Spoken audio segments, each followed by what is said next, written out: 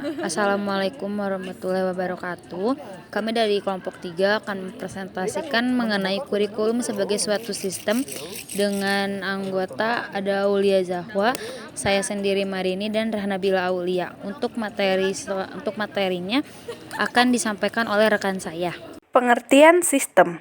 Secara etimologis, sistem berasal dari bahasa Latin yaitu sistema dan bahasa Yunani yaitu systema, yang memiliki arti suatu kesatuan dan komponen atau elemen yang dihubungkan secara bersama agar memudahkan arus informasi dalam mencapai tujuan. Pengertian sistem menurut para ahli. Yang pertama ada Mudrik 1986. Mudrik menyatakan pengertian sistem adalah seperangkat elemen yang membentuk bagan pengolahan demi mencapai suatu tujuan bagian ataupun tujuan bersama dengan mengoperasikan data atau barang dalam waktu tertentu untuk menghasilkan informasi, energi, atau barang. Yang kedua, ada Davis 1990. Menurut Davis, mendefinisikan sistem ialah yang merupakan kumpulan elemen yang beroperasi untuk menyelesaikan suatu sasaran secara bersama-sama. Dan yang terakhir ada Jogianto, 2005. Menurut Jogianto, menuturkan bahwa sistem merupakan kumpulan-kumpulan elemen yang saling berinteraksi dalam mencapai suatu tujuan tertentu. Komponen dalam kurikulum. Salah satu fungsi dari kurikulum adalah sebagai alat untuk mencapai tujuan pendidikan. Oleh karena itu, kurikulum memiliki komponen pokok dan komponen penunjang yang saling berkaitan dan berinteraksi satu sama lainnya. Adapun dua ahli berpendapat, di antaranya, yang pertama ada Muhammad Mustari 2014, menyatakan bahwa komponen adalah satu sistem dari berbagai komponen yang saling berkaitan dan tidak bisa dipisahkan satu sama lainnya. Sebab, kalau satu komponen saja tidak dapat berjalan sebagaimana mestinya. Yang kedua, ada Nana Sukmadinata. Kurikulum seharusnya mempunyai kesesuaian atau keterkaitan antara lain. Yang pertama, ada kesesuaian kurikulum antara tuntunan, kebutuhan, kondisi, dan perkembangan masyarakat. Dan yang kedua, kesesuaian antara komponen-komponen dalam kurikulum. Komponen tujuan. Komponen tujuan berhubungan dengan hasil atau produk yang diharapkan. Gagne dan Briggs 1979 menyatakan bahwa tujuan merupakan suatu kapasitas yang dapat dilakukan dalam waktu tidak lama setelah suatu kegiatan pendidikan berlangsung, bukan merupakan apa yang dialami siswa selama proses pendidikan. Tujuan pendidikan memiliki klasifikasi dimulai dari tujuan yang sangat umum sampai tujuan khusus yang bersifat spesifik dan memiliki kompetensi yang dapat diukur. Tujuan pendidikan diklasifikasikan menjadi 4. Di antaranya, yang pertama ada tujuan pendidikan nasional atau TPN.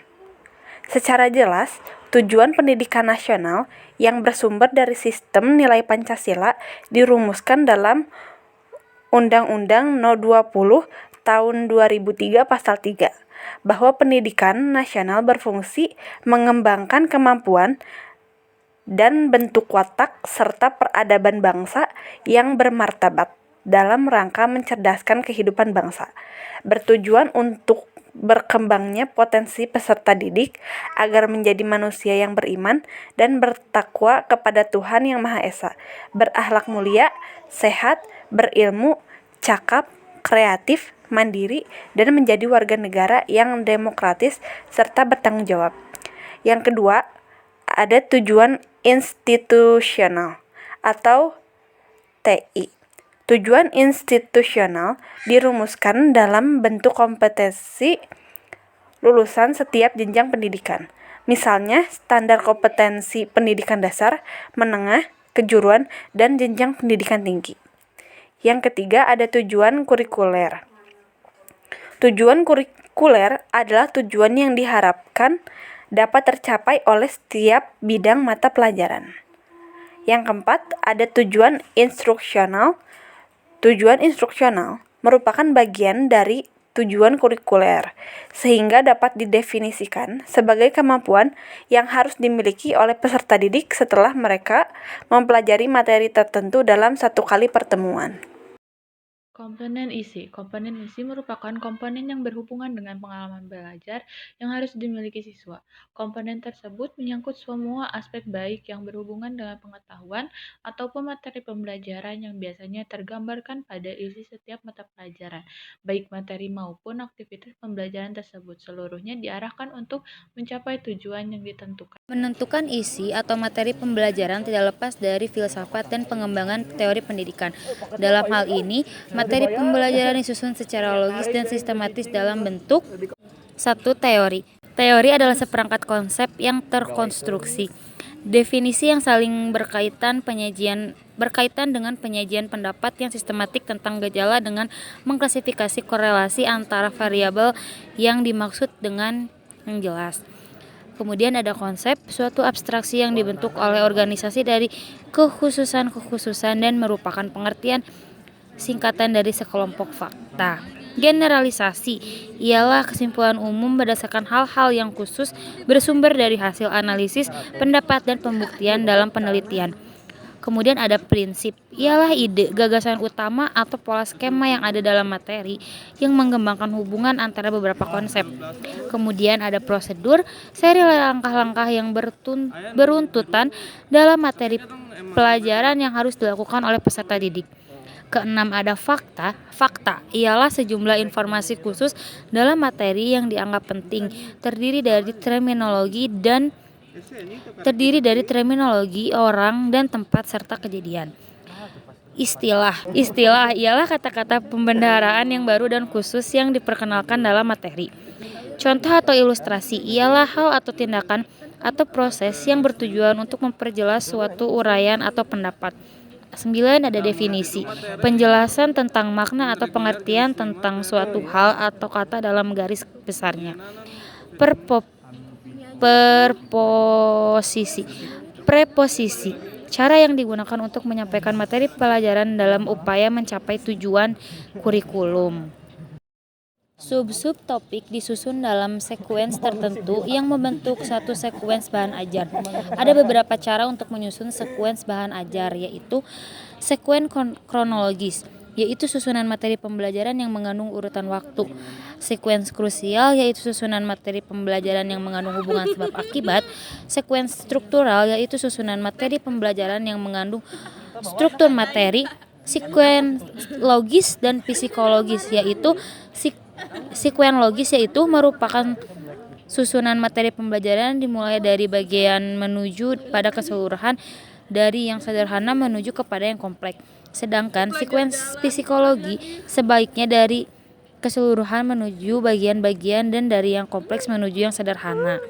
Menurut sekuen logis, materi pembelajaran disusun dari nyata ke abstrak, dari benda ke teori, dari fungsi ke struktur, dari masalah ke bagaimana, masalah mengapa. Sekuens spiral yaitu susunan materi pembelajaran yang dipusatkan pada topik atau bahan tertentu yang populer dan sederhana. Kemudian dikembangkan, diperdalam, dan diperluas dengan bahan yang lebih kompleks. Sekuens rangkaian ke belakang yaitu sekuens yang mengajarkan dimulai dengan langkah akhir dan mundur ke belakang. Sekuens berdasarkan hierarki belajar, yaitu prosedur pembelajaran dimulai dengan menganalisis tujuan-tujuan yang ingin dicapai. Tujuan dicari suatu hierarki urutan materi pembelajaran ialah untuk mencapai tujuan atau kompetisi tersebut. Hierarki tersebut menggambarkan urutan perilaku apa yang mula-mula harus dikuasai peserta didik berturut-turut sampai dengan perilaku terakhir. Komponen strategi. Strategi pembelajaran dalam hal ini meliputi pendekatan, prosedur, metode, model, dan teknik yang dipergunakan dalam menyajikan bahan atau isi kurikulum. Hal senada diungkapkan Dick dan Carey pada tahun 1990 yang mengartikan strategi pembelajaran terdiri atas keseluruhan komponen, materi pembelajaran dan prosedur atau tahapan kegiatan belajar yang digunakan oleh guru dalam rangka membantu peserta didik mencapai tujuan pembelajaran tertentu. Istilah lain yang yang juga memiliki kemiripannya dengan strategi adalah pendekatan atau approach.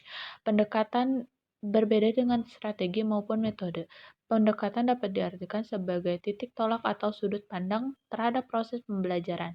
Menurut Roy Killer, pada tahun 1998 menyatakan ada dua pendekatan dalam pembelajaran, yaitu pendekatan yang berpusat pada guru atau teacher centered approaches dan pendekatan yang berpusat pada siswa atau student centered approach. Sebagaimana dikemukakan oleh Wright, bahwa curriculum evaluation may be defined as the estimation of growth and progress of student towards object of value of the curriculum. Sedangkan ada pengertian yang lebih luas. Penilaian kurikulum dimaksudkan untuk mempelajari kinerja kurikulum secara keseluruhan, dipandang menurut aneka macam kriteria. Evaluasi kurikulum memegang peranan penting, baik untuk penentuan kebijakan pendidikan pada umumnya maupun untuk pengambilan keputusan pada kurikulum itu sendiri. Adapun beberapa bentuk evaluasi kurikulum diantaranya konteks, unit kerja terkait situasi dan latar belakang yang mempengaruhi isi tujuan dan strategi pendidikan dalam program. Kebijakan departemen atau unit usaha, tujuan yang harus dicapai unit usaha dalam jangka waktu tertentu, permasalahan personalia dalam organisasi, dan lain-lain. Input ialah bahan, peralatan, dan fasilitas yang disiapkan untuk keperluan pendidikan seperti dokumen kurikulum dan juga materi pembelajaran yang dikembangkan. Pula staf pengajar, sarana prasarana, media pendidikan yang digunakan, dan sebagainya. Proses adalah pelaksanaan nyata dari program pendidikan tersebut yang meliputi pelaksanaan proses belajar mengajar, pelaksanaan evaluasi yang dilakukan oleh para pengajar, pengelolaan program, dan lain-lain. Produk merupakan keseluruhan hasil yang dicapai oleh program pendidikan yang melingkupi jangka pendek dan jangka panjang. Tujuan evaluasi juga dapat ditinjau dari 3 dimensi. Dimensi pertama yaitu ada afirmatif. Evaluasi dilakukan sepanjang pelaksanaan kurikulum. Data dikumpulkan dan dianalisis untuk menemukan masalah serta mengadakan perbaikan sedini mungkin. Lalu yang kedua ada sumatif, yaitu evaluasi dilakukan pada akhir jangka waktu tertentu, misalnya pada akhir semester atau tahun pembelajaran. Lalu dimensi kedua yaitu ada proses yang dievaluasi ialah metode dan proses dalam pelaksanaan kurikulum. Lalu ada produk yang dievaluasi ialah hasil-hasil yang nyata yang dapat dilihat dari silabus, satuan dan alat-alat pelajaran yang dihasilkan oleh guru dan hasil siswa berupa hasil tes karangan termasuk tesis, makalah, dan sebagainya. Dimensi ketiga yaitu ada yang pertama yaitu operasi yang dievaluasi keseluruhan proses pengembangan kurikulum.